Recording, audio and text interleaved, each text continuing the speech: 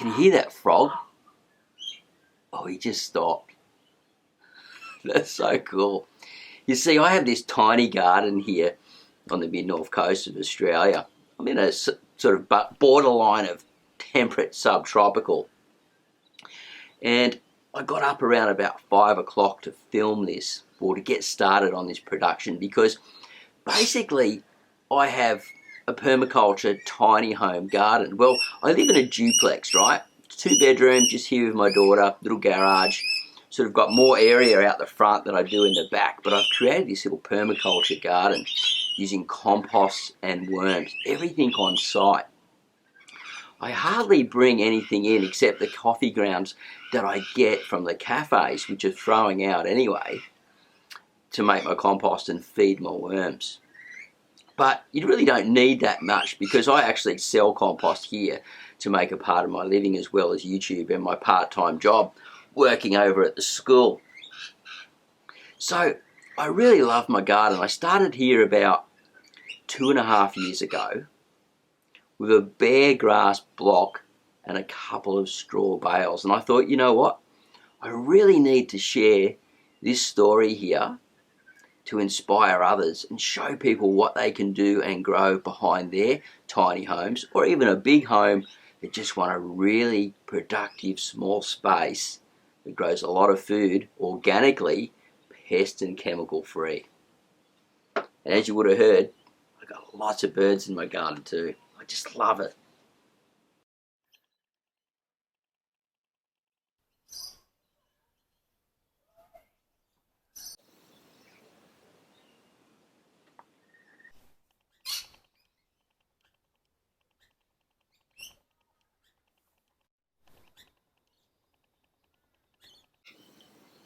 Especially sitting out here in the morning and having a cup of tea and just smelling the aroma of the plants and watching the sun come through. Something really special about it.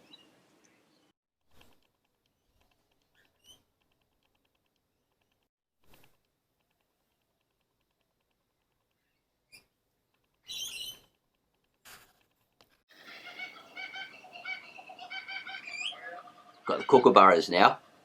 So I hope that sound's coming out on the thing. Australia, man. I'll tell you what, such an awesome country.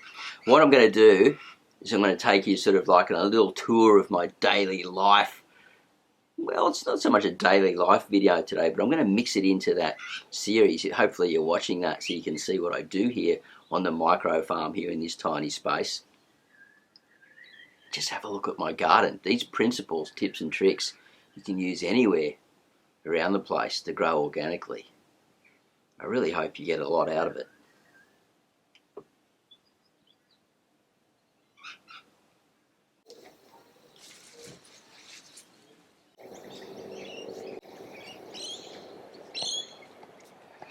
Oh, so we finally got some rain. If you're following the daily life stories, it's been really dry here lately. And I thought before I show you around the garden, I'll show you the basis of it all, because basically I need to make all the compost, all the quality material that grows all these plants, right? So what I do, I have like down the far end here is an area where it starts and then it processes, and I dig it all by hand and mix it through until eventually I get down the end down here, and then it goes through a sifter and gets sort of processed, goes into bags and goes out or goes back into my garden. Now, I use a lot of different materials in here. At the moment, this far end is basically wood chip, because everything that I was getting was so dry, I just couldn't make material because it just won't rain. And today it's raining, which is absolutely unreal. I'm shooting this video sort of through the week, so we're going to have different weather patterns going through, and I haven't got the time-lapse thing down yet where you do the little time lapses between the days. But if I just tell you what's going on, I think you'll be pretty cool with that. So I'm going to take you in the garden now. We're going to have a look around and show you what plants I'm growing right here on the mid-north coast of Australia, New South Wales. So the rain's still hanging around, but it hasn't poured down like it did last night, wetting all the ground, which is unreal. And I think these peas, well, they're not peas, why I said that, these beans here, you could grow peas on this vertical space. That's what we're going to talk about, is the vertical space here. And I just may do that. at the end of the season put some peas in there. Now I'm thinking of it. I've also got cherry tomatoes growing here, and they're sort of mixed in. The nitrogen fixing beans are going to actually be adding more nutrient back to the soil, and also they've got a big broad leaf, so they photosynthesize a lot, sending all those sugars down into that area, feeding this system. So it's just absolutely unreal. A lot of food's going to come off this vertical space. So when you're creating a small garden, it's a great idea to always take advantage of not only your layers, but also your vertical space. And as we move into the back garden, which is my favourite part, right, because it's been going for about 2.5 years now, getting really productive, we're going to talk about layers and sort of like the different plants and things and how I grow them. So let's head in there, shall we?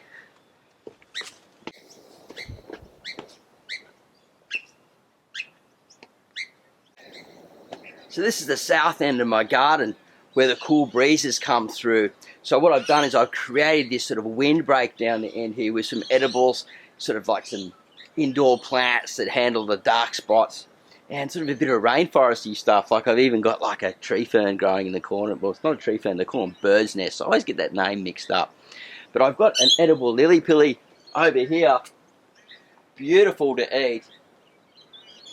It's an avocado seedling sort of popped up there. He's helping with a windbreak and photosynthesizing in there, providing habitat and stuff. And down low, I'm starting to create an edible area down the bottom there for shade-loving plants. Look, it's not my most productive area, but it does work in a way where not only does it look really nice, but it's providing habitat for the animals, and it's creating a little mini ecosystem in here now because it's stopping the cold breezes from coming through.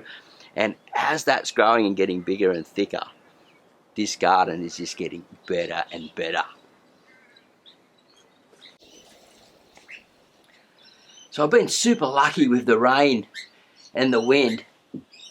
So I was able to keep on filming and keep on showing you the garden. Now, you would have saw at the beginning of the video, I had the avocado tree, which is around about 3 years old, growing in sand. They just love growing in sand as long as there's plenty of compost and it's free draining. Because you need to have soils that are around about 2 meters deep of free draining soil so you don't get phytophthora, which is something that attacks the roots, a type of nematode. So the sand seems to be doing okay here. We just don't know how deep the water profile is here, so who knows? That tree, hopefully it'll keep on going. There's mango trees around here that are doing fine, so I'd say very likely it's going to be okay. Now, I do have another favourite fruit tree, and that is it's a beautiful little tree. It looks like a lily pilly, if you can guess what it is. It's called a Brazilian cherry. And it gets this amazing little sort of like, it's not a cherry, it's like this octagon-y sort of shape, sweet and sour explosion of vitamin C. You can taste all, it's like having the vitamin C powder sort of thing when it tingles in your mouth. It's 20 times more potent in vitamin C than an orange. And I just love that tree, and I started it from a very small seedling. And that's about 3 years of age as well. And they can fruit twice a year. Now this one's only fruited once.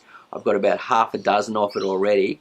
And the next season it's going to be unreal. I know it's just going to be a full major food fest. So I'm really looking forward to that. And I've also got a passion fruit growing up one of my trees. So it goes in behind the lemongrass where it's sort of like shaded, the root system's shaded, and it doesn't get any sun. So I can grow this, create this big root mass because they get massive roots on them, and then use the vertical space up the fence, on the trellis, and into the grevillea tree. And they just fall on the ground and I'm ready to harvest them. So I've used all that vertical space going up to about 10 to 12 feet, maybe even a little bit more now as the grevillea grows. It's going up the tree as well. And I just keep that well watered. Seems to be fine right next to the lemongrass.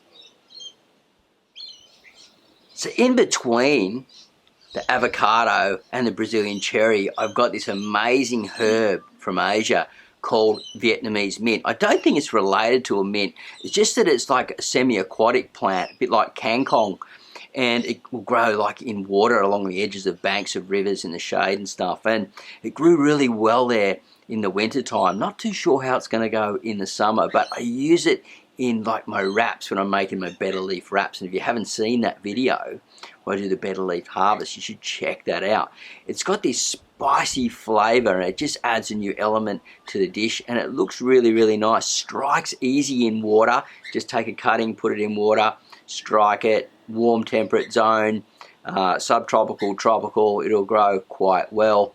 Just keep it away from frost, and it's an amazing plant, and it's a perennial. So it's a bit like kangkong, where it just grows along the ground and produces more food all the time. And if you've been watching my show, you would know that I love kangkong, and I'm just starting to grow some new seedlings right now.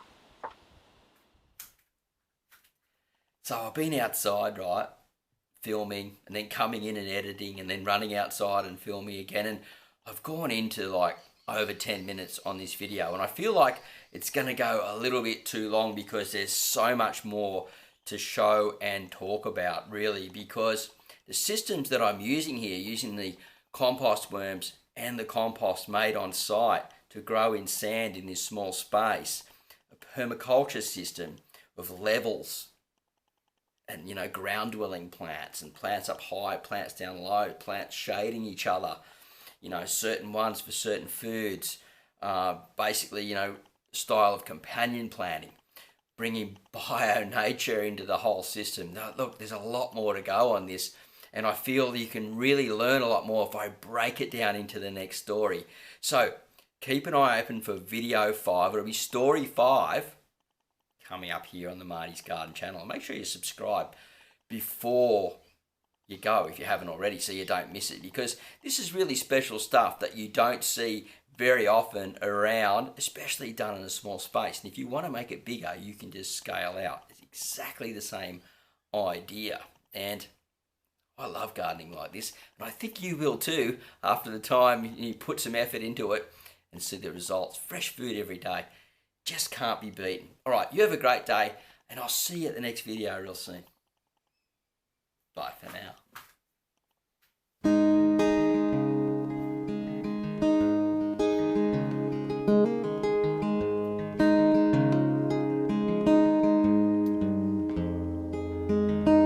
A small town in a little oasis where my big dreams were gonna take me places. I would make bets with the rising sun and tell him all I'd done.